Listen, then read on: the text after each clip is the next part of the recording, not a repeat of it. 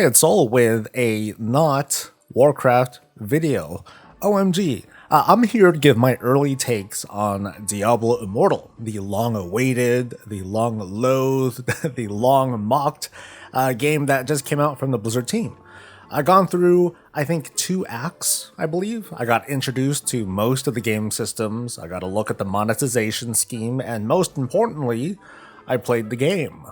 So I'm coming at this as a very casual Diablo sort of player, as in I'm not like trying to race to the end, I'm not trying to play the meta class or build. I'm just going to be, like describing my player behavior, I'm only going to be playing this game for like half an hour to an hour a day at most, probably not every day, and I don't really care about PvP. At least I'm pretty sure there's PvP at least. Anyway, like the video if you don't mind, subscribe for more content, enjoy the B-roll, and let's start with the most important question. How does it play? I'm going to talk about the monetization stuff later, or you can navigate to it with the thing below, but ultimately this, I think, is the most important bit.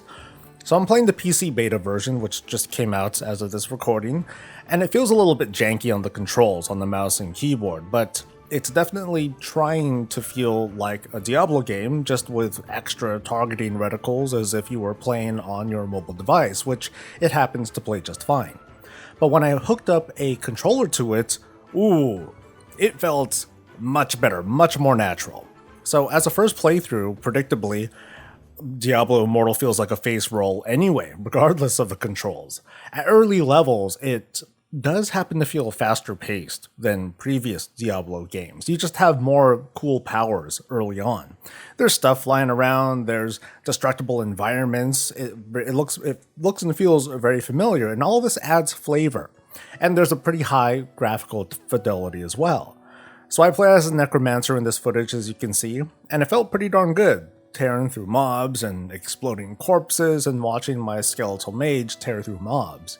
Your buttons are limited to 4 ability buttons, as you can see there, and a main nuke sort of button, but thanks to corpse explosion, synergy with anything was pretty easy, so it was easy to fall into. In short, the combat feels pretty great. The only thing that I feel like I'm missing is a dash button. You can thank Lost Ark for that one, so anyone jumping into this is going to feel a little bit less responsive than they would like to be. There's MMO aspects to the game too. It's not exactly the lobby game that we're used to in previous Diablo games, like you're gonna see numerous players in the main hubs milling about. And out on the field, you'll occasionally run into other players running off like somewhere, or they'll be engaged in combat. It only feels a little bit off when I'm talking to some NPC for a quest and someone drags a few mobs over, they get me into combat, and then I have to, finish the combat and then open the dialogue box again. It's a little annoying because it wasn't a party member who caused the accident, it was like some rando with some rando name. Diablo wouldn't be Diablo without loot and stats and other weird stuff that I don't fully understand yet, but it's definitely there. You'll walk through each of the features, from equipping gear to upgrading slots, obtaining gems and swapping that stuff around, and more. One thing that seemed pretty cool to me, you can upgrade a piece of gear, like a weapon, and throw a gem on it and everything, and if a better piece of gear drops, you can quickly equip that piece and transfer the upgrades and the gem to that new weapon. So at least when you're out in the field and something great drops, you don't have to immediately break from the action, you can just, redo your gear and you can stay in the fight. And I could really stop here, actually, and end the video. Diablo Immortal is a bona fide Diablo game with the familiar trappings and gameplay. Also, it has familiar faces and locales, and I'm sure that as I get further into it, the game will hopefully get tougher. All in all, I would predict that you can go for the first, 20 or 30 hours without having paid a dime for this game, or at least even be tempted to, and then you can decide if you want to throw down. To say that Immortal is or is not pay to win, it really would be me trying to emotionally bait you, so I'm sorry for the thumbnail if I made it look really bad. But that's, this opinion is considering where I'm at in the game right now. I'm close to level 30 or so, and I'm crushing it, and I should be, right?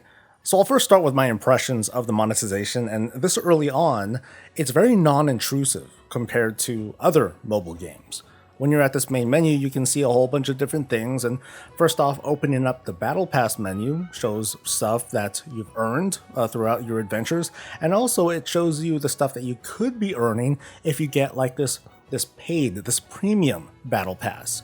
And you get offers popping up too. There's like this welcome to the game bundle, very typical of new mobile games. There are limited bundle offers when you complete big milestones like an act boss. Okay, well, I don't know if they're act bosses or just dungeon bosses, but they appear. But I actually had to dig into the notifications on the left-hand side here to even find it. And it's funny because posts from social media made it seem like after defeating a boss, these pop-ups would just get right in your face. And maybe it's because I've played a lot of different mobile games over the years, but folks made this sound like a huge deal when it took me a while to even find this. For the most part, I've been spending more time playing the game than looking for monetization to get all salty about, but I get it, people are concerned. So with regards to pay to win, or I guess if we're asking ourselves if this game even deserves money, I'll say that one, it would be perfectly fine to throw down some money if you're enjoying the game. Like if I want to enjoy $20 to $60 worth of this game, that's up to me. What I don't like though is what I anticipate, which is at the very, very high level game, it feels like it compels people to spend money. And like I said, when I mean high level, I mean having the rarest legendary gems that are super hard to obtain, fully upgraded gear, the whole shebang. Now, I'm not going to pretend to know everything that happens in endgame, but between top-end players, I can see a really noticeable difference between someone who has paid for, like say, the cheap welcome bundles, versus someone who regularly buys up virtual currency so they can keep farming certain content. And by that, I mean, it's mostly got to do with running these Elder Rifts and using these legendary crests to enhance the rewards.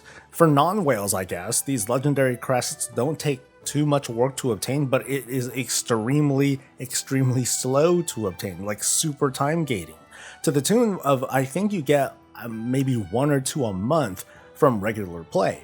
Meanwhile, they cost roughly $5 to get the currency that you need to have 2 of these crests, and even if you did run stuff, it's not a guarantee that you're going to get these coveted legendary gems either. There are lower quality gems that you can obtain, but it seems like for the very, very best, this is pretty much the only path, and obviously throwing down money is the better way to go. So for those of you who want to play seriously, as in you want to be the best and stomp fools into the ground, you're going to be in for some hurt once you plateau at a certain point, and you're going to be unable to binge Elder Rifts because you don't have any of these good crests, and that will definitely be a motivation killer. But for someone who just wants to play a Diablo game casually, and this is basically my personal approach to it, no, you're not going to need hundreds of thousands of dollars to just kill bosses and just play the game. And I am sorry for the platitude that I'm going to inject here, but it's been really disappointing to see the likes of social media and streamers make this race to endgame in this or any other game seem like this is the way to play, and that, in my opinion, is what creates that FOMO culture, and it's doing a lot more to tempt people into spending money than even the most gaudy in-game advertisement. So anyway, with that aside, I'm just glad that they made a PC version, and the gameplay experience it's just about there. It just needs a little bit of tweaking on the controls.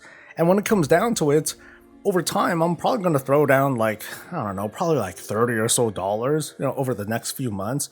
Games like these always do bundles, and I can use BattleNet Balance if I really wanted to go that route. But here's my last thing on this. It's a free-to-play game, guys. Like, outside of bandwidth caps, it doesn't hurt to give it a try. And if you want to understand the monetization better, look at actual facts, you can visit the shop and hit the little info button there. It's going to break down the different services and schemes so you can make your own decision. That's my hope there. And I hope this little talk helped. If it did, hit the like button, subscribe for more videos, and I'll catch you later. Until next time, stay safe, stay healthy, and stay breezy.